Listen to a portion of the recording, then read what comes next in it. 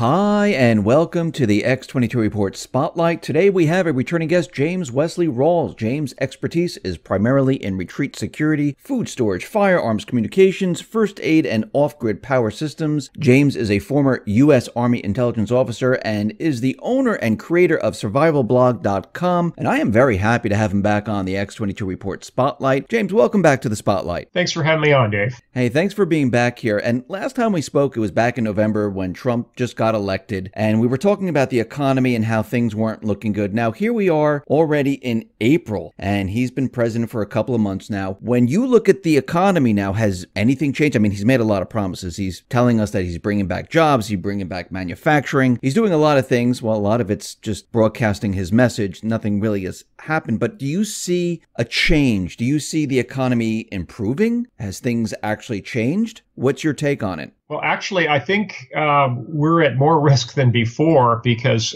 the powers that be don't seem to like Trump and his policies at all. And when you come right down to it, I think they would rather see our economy crash than see Trump be successful. And I think they want to try to turn Donald Trump into a failed president. I think they want to have him preside over a economic depression that they will blame him on. And you've already seen some movement by the Federal Reserve Board to raise interest rates. I think that's just the first of many interest rate increases that they're going to make through the Fed's Open Market Committee, the FOMC. They're the ones that really control interest rates because they set the key Fed rate, and all other interest rates are all directly geared toward that rate.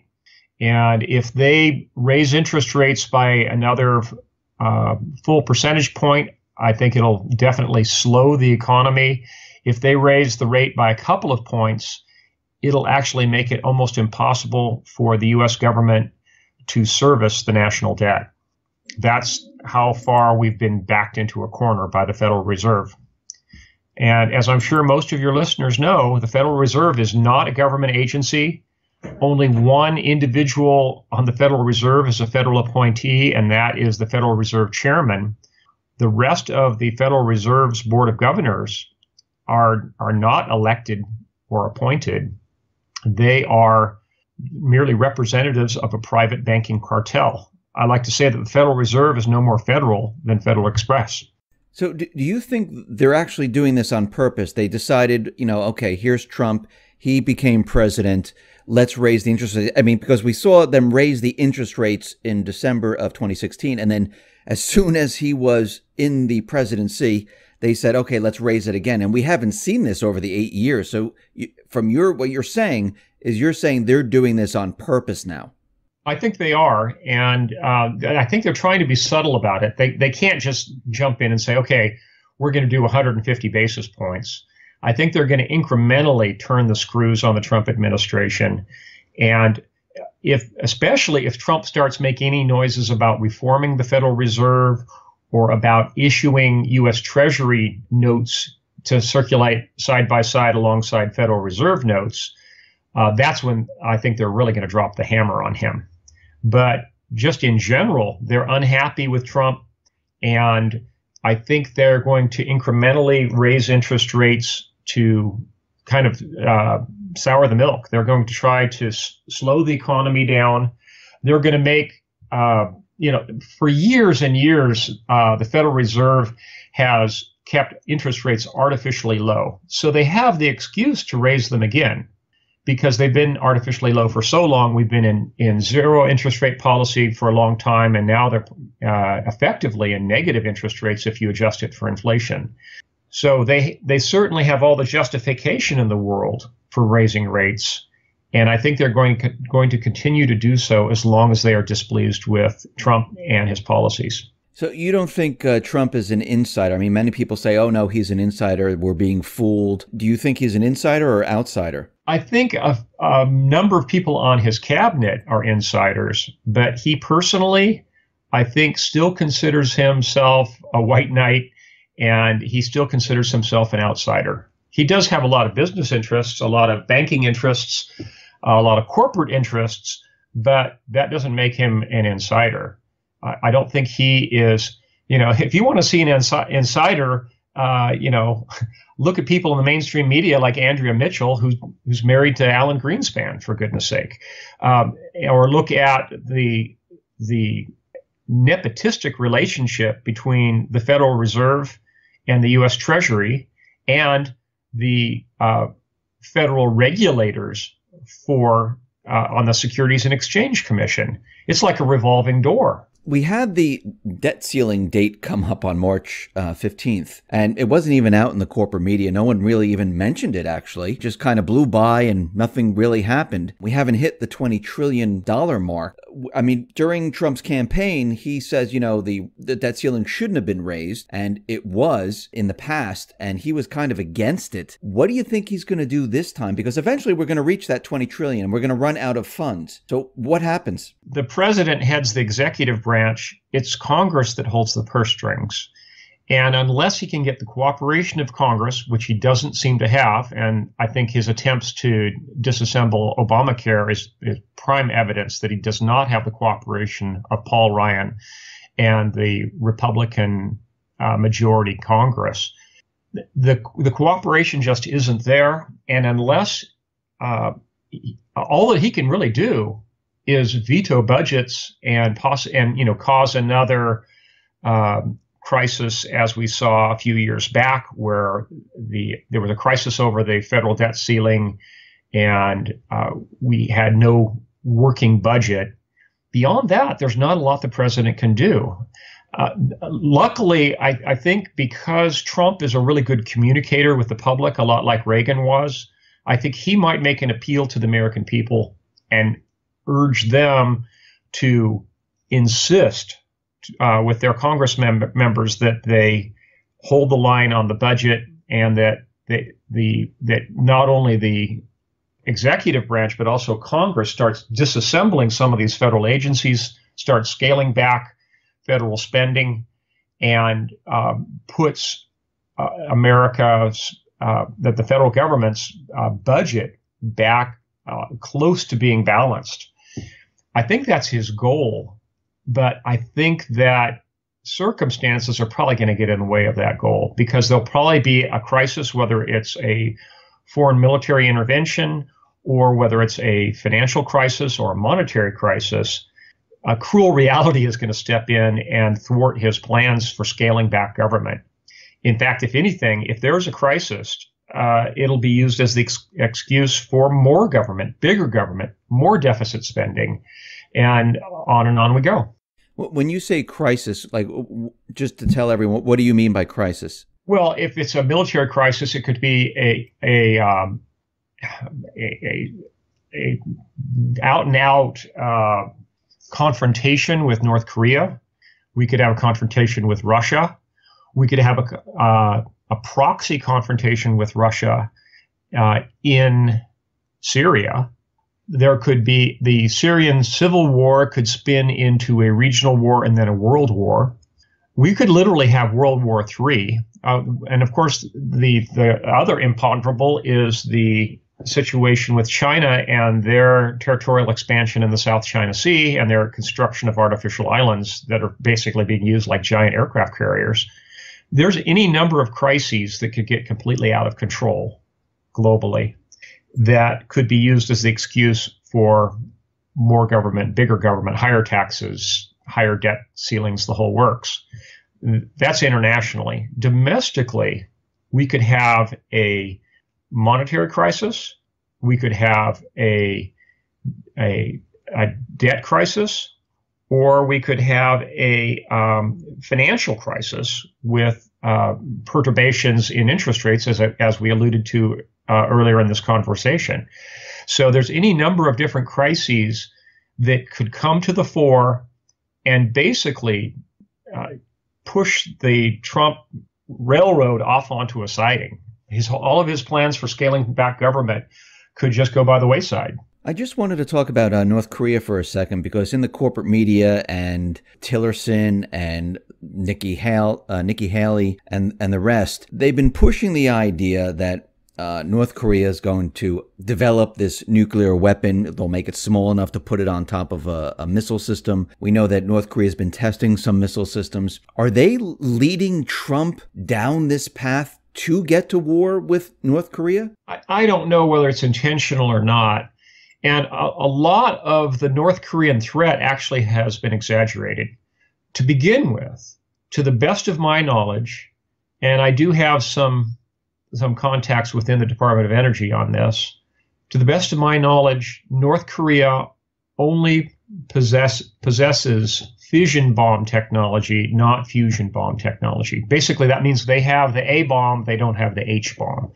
And for real credible threat to the United States, where they might have a chance to actually challenge the United States and get into a nuclear standoff with the United States, they would have to have H-bomb technology, because traditional fission bombs, Hiroshima-style bombs, just don't match up. If they were to drop or deliver somehow a fission bomb to the United States, that would cause massive damage, but it would not take down the United States. In response, the U.S. would rain down multiple hydrogen bombs, mainly on Pyongyang and on military marshalling yards and major military complexes in North Korea. The response would be so devastating and so disproportionate that I don't think that Korea would even attempt it in the first place.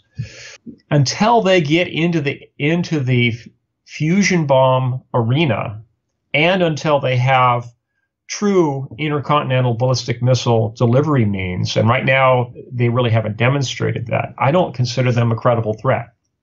That's not to say that because Kim Jong-un is not absolutely bat Schumer crazy, that he might actually do something just on, just have a wild hair and just do it without any care to the consequences. That's always a possibility, but that's more or less a black swan event. Again, unless or until North Korea develops fusion bomb technology and true ICBMs, they're not a credible threat. And I think that any posturing that's going on right now within the administration or from within the Pentagon is just that, only posturing. From your sources, have you heard anything about the U.S. preparing some type of covert mission into North Korea? There are certain individuals. I haven't heard anything along those lines, and even if I had, I probably would admit it publicly. But no, I certainly have not. And I think it would be foolish for the U.S. government to do anything provocative, because if news of that got out, and then North Korea did detonate a fission bomb inside the United States, that would be not only the end of an American city, it would also be the end of the entire Trump administration. Trump would be run out on a rail. So they can't even plan for something like that and have that become public knowledge. To the best of my knowledge, there is no such planning going on. And if anything, I think it's just a matter of some retargeting that's going on right now with MIRVed missiles coming out of, Montana, Malmstrom Air Force Base in Montana, or coming more likely depressed trajectory MIRVs coming off of Trident submarines. With depressed trajectory, there's basically no warning before those missiles MIRV, and then those warheads detonate on or above their targets. What is then the purpose of them continually pushing out the idea that North Korea is coming to get us? I think it's more political than anything else, and a lot of it inevitably goes back to the personality of the third generation of North Korean leaders. with Kim Jong-un. He is a very unstable guy, and he's been parodied. He and his father were both parodied horribly by the American mass media, with the classic "I'm so ronery" routine. He's easy to pick on, and he's easy to turn into the bogeyman to be afraid of by folks, especially, I hate to say it, there's some within the Pentagon who are actually playing up these fears. You don't think that maybe, I heard some talk about they were using some type of cyber warfare to redirect North Korea's missiles where they, flew them off into the ocean. They didn't work that well. I hate to say it, but you can't really use cyber weapons on a country that is essentially a dark country. If you look at a satellite picture of East Asia at night, you see this big black blob just north of South Korea. That's North Korea. And you see one or two little lights for Pyongyang, and that's it. North Korea is still essentially living in 1950s technology. Their level of automation is very low. Their computing systems that they have are discrete, isolated, essentially air-gapped systems. Unless you have a human agent who's going to insert a program, a virus or a Trojan horse worm, whatever, into the computing system that they use for their missile systems, and so far as I know, the missile systems they have are not long range, you're basically not going to be able to affect those computing systems. It's not like the Western powers where everything is interlinked and intertwingled. You really don't have the opportunity to get a virus into their system because all their systems are air-gapped.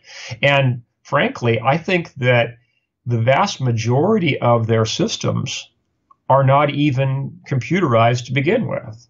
We're talking dumb atom bombs, dumb fission bombs that would be dropped from a plane or perhaps transported on a short to medium range missile.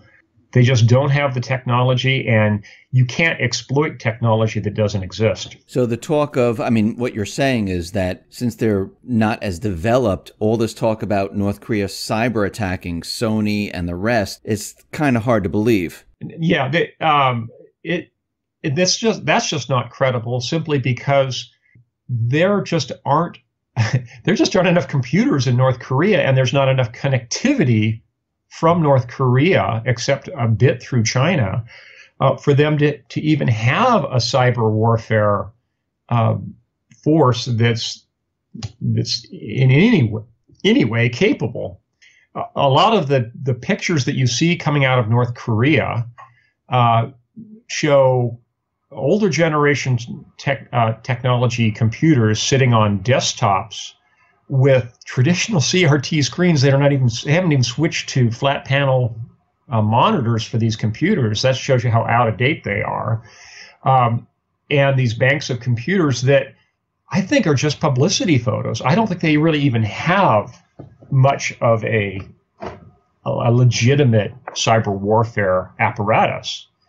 Unless China has somehow subsidized and provided them the technology, I don't think it even exists. I wanted to talk about being prepared. A lot of people ask me, what should I do? And I know that you've written many different books on being prepared and different scenarios that might arise. I wanted to know, are there different plans if there was an economic collapse compared to a countrywide terrorist attack, compared to maybe an EMP detonation or a war or a nuclear war? Are there different ways to prepare, or are they all the same? They're all essentially the same, because the real linchpin, if you look at any of those scenarios, is the American power grid. And there's three grids: an Eastern grid, a Western grid, and a Texas grid.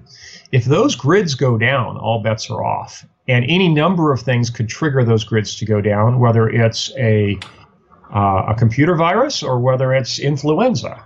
whether it's an economic collapse or whether it's a terrorist dirty bomb going off. There's a number of different things that could start a cascade of events, a chain of events that would end up with the power grids going down. And because we have a society that's so incredibly complex and dependent on computing and electronic banking, electronic inventory control, the whole works, it's all so dependent upon the internet and on the power grid. That's the real linchpin. And once that the grids go down, all bets are off. What do you put the odds at that the power grid could come down? I would say in our lifetime, there's probably a close to 50-50 chance that we could see the grids go down for a period of more than a few weeks. And that is, from an actuarial standpoint, is a very scary figure, because if the grids do go down for more than a couple of weeks, we're going to see massive loss of life, chaos in the cities, and it could even get to the point where, as I portray in my novels, that it's just not recoverable, where you have a complete societal collapse that's triggered by the grid collapse. Now, I was in Manhattan. I worked in Manhattan in 2003 when the East Coast power, was shut down. And I was in New York, and it was completely black. It was completely dark. And the first 2 days, people were actually in a very good mood. I mean, stores and bars, they were selling beers for like $1 or things like that because they're trying to get rid of their supplies because they had no refrigeration. What I did notice, though, in New York is a lot of the office buildings who had generators, they didn't have the fuel to continually keep them operational. After a couple of hours, the building started to go black, and on the second day, they couldn't get fuel in there to keep them operational. I mean, when you're saying if there is a grid down type of scenario, what should we expect? Day 1, day 2. I know what I saw in New York. Day 3, day 4. What are we going to see? Well, the crucial thing is around day 3, where the gravity tanks for the domestic water supply start to run dry. Most people don't realize that most of the water systems for the cities is not gravity fed. There's only a few cities in the United States that have gravity fed systems from end to end. And one of those is San Francisco, for example. That water all comes from high up in the Sierra Nevada mountains, and it's gravity fed all the way from the dam all the way to people's taps in San Francisco. But cities like that are a tiny minority. Most cities require grid power to pump water up to gravity tanks that then serve the lines. And if there's a grid down situation, the pumps stop running. The gravity tanks will be dry in about 3 or 4 days. And that's where the real crisis sets in, because not only do you have people without water and desperate and fleeing the cities, you also have a public health nightmare because toilets are no longer flushing, and we have a society that's highly urbanized and accustomed to being urbanized. They don't know how to revert to digging latrines and slit trenches and such. They just don't have the common sense not to foul their own open water supplies. So all the creeks, the ponds, the streams will all be fouled by human waste. And very shortly after the civic water supplies are disrupted, we're going to have a public health nightmare. We're going to have huge epidemics that spring up very quickly. So in this power grid scenario, do you see people on the move, like leaving their area? Yes, especially starting in the Southwest, cities like Phoenix and Tucson, where people will immediately recognize, hey, we're out of water and we're going to die. They're going to hop in their cars and go. And you're going to see the highways and freeways turn into massive linear parking lots very quickly, starting in the Southwest and then eventually all over the country, because even people who are on well water, even people who are on well water with a backup generator, a lot of them don't realize that their well pumps are 220 volt well pumps and their backup generators are 120 volt AC generators. They can't They can't run their well pumps.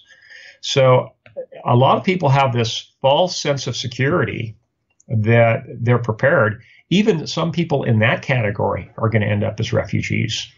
The loss of life that we stand to see from this will be huge. There'll be massive dislocation of people. There'll be just a huge segment of our population has chronic medical conditions.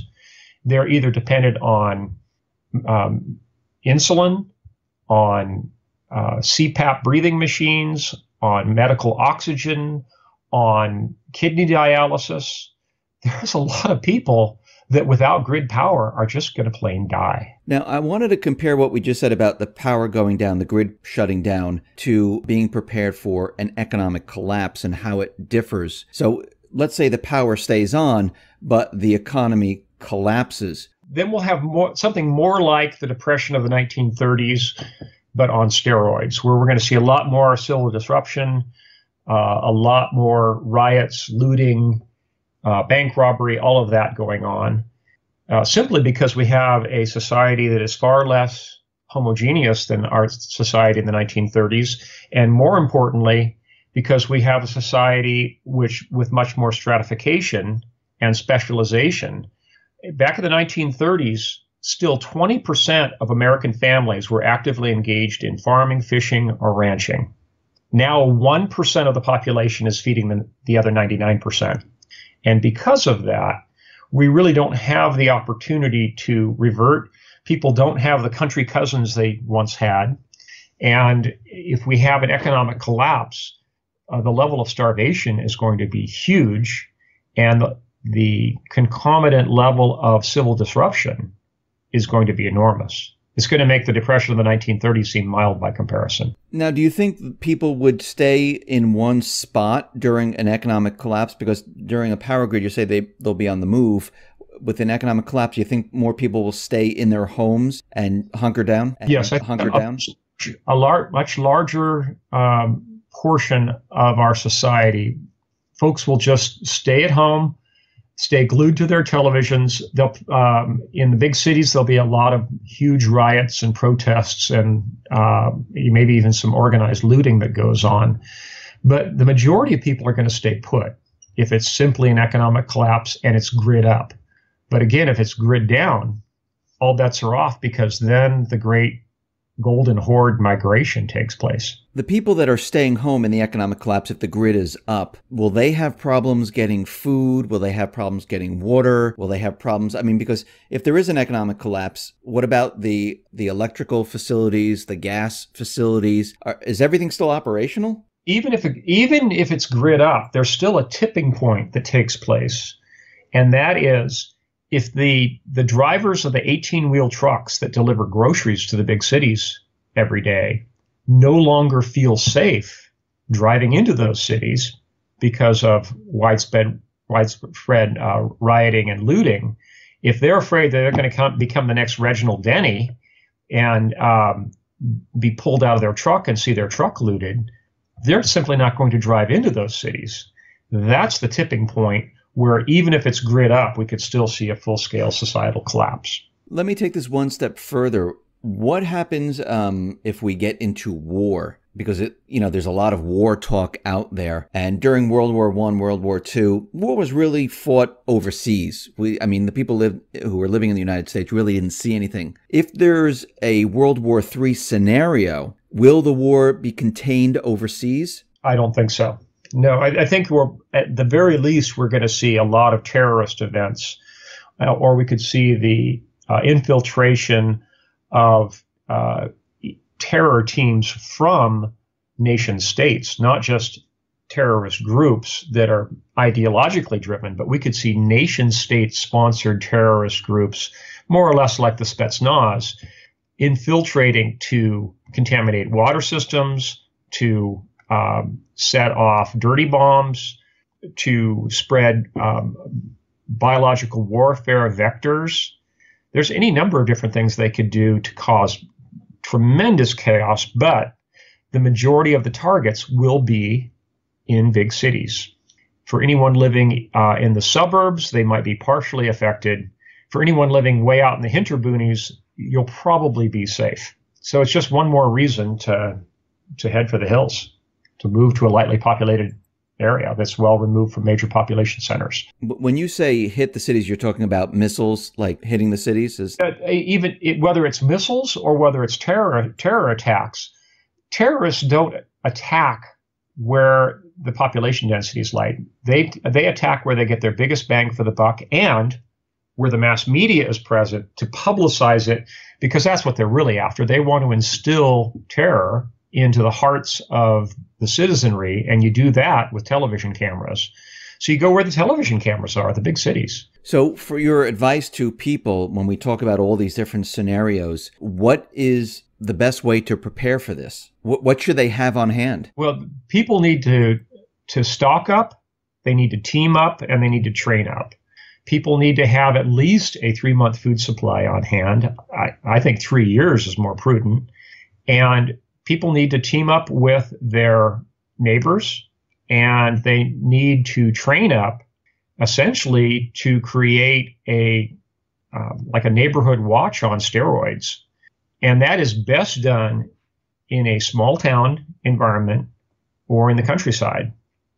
And once you have a population over about 5,000 people, it's really hard to maintain any kind of law and order, because you kind of lose the whole concept of the we-they paradigm. I talk about that in my blog. If you go back through my blog archives at survivalblog.com, I posted an article a few years back that was called Mineshaft or Gemeinschaft. And I also did an article on the we-they paradigm. It's only when you have a small town that you have a sense of cohesion, and where you have the opportunity to essentially barricade a town and filter out the bad elements coming into the town, where you don't want to have gangs of looters coming into your town. It might even come to a situation where you have to roadblock cities, and you can only do that in a town that has a population of somewhere between 300 to 500 and a population of about 5 to 7,000. Any smaller than that lower number, and you don't have enough manpower to maintain roadblocks 24 hours a day, 360 degrees around a town. And any population higher than that, you lose the sense of cohesion.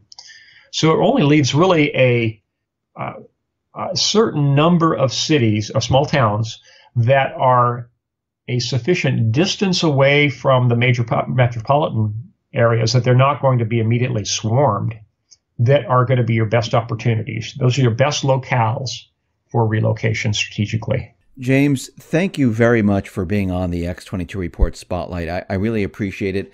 Once again, how can people see your work and get your books? Again, it's at survivalblog.com, and all of my books are available at public libraries. I'm not here to sell books, but I've had 3 nonfiction books published, 2 of which have been bestsellers for Penguin. And I've also published 7 novels, 3 of which have been New York Times bestsellers. That's the Patriot series, and my new series is called the Counter Caliphate Chronicles. The first book of that has been published. But again, everything that I've been talking about here is available free of charge at my fully searchable website. It's a blog site called survivalblog.com. Please, folks, take full advantage of the resources there. Again, I'm not here to make a buck. I'm here to wake people up, get people prepared, and save some lives. James, once again, thank you very much for being on the X22 Report Spotlight. I really appreciate it. Thank you very much, Dave. God bless you and your listeners. You too. Thank you very much.